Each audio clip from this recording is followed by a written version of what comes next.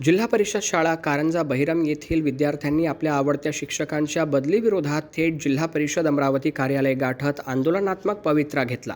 आमच्या शिक्षकांची बदली रद्द करा, तोपर्यंत आम्ही येथेच बसून राहू, अशी ठाम भूमिका चिमुकल्यांनी व्यक्त केली।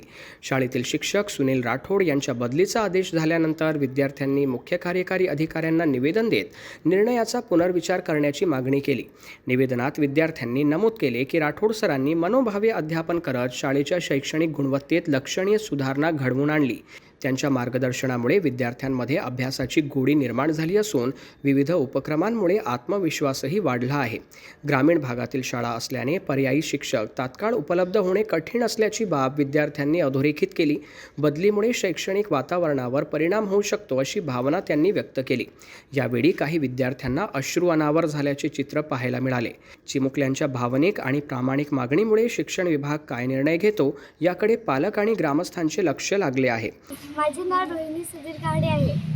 विषय आहे आमच्या सराची बदली रद्द करण्यात आली आहे। आम्हाला आमची सर बदलायची नाही आहे। आमच्या सराची आमच्या शाळेत खूप हे केलं आहे काम। आमच्या सरांनी आम्हाला खूप चांगले संस्कार पाडले आहे आमच्यावर। आम्हाला आमचेच सर पाहिजे, नाहीतर आम्ही इथंच ऑफिसच्या बाहेर उभं राहू, शाळेत जाणार नाही। आम्ही जेव्हापर्यंत आमच्या सरला म्हणजे बदली आमच्या शाळेत राहू देणार तर आम्ही शाळेत जाऊ। आम्ही शाळेत पण जाणार नाही आणि जेवण पण करणार आहे आमच्या सरची बदली झाली तर।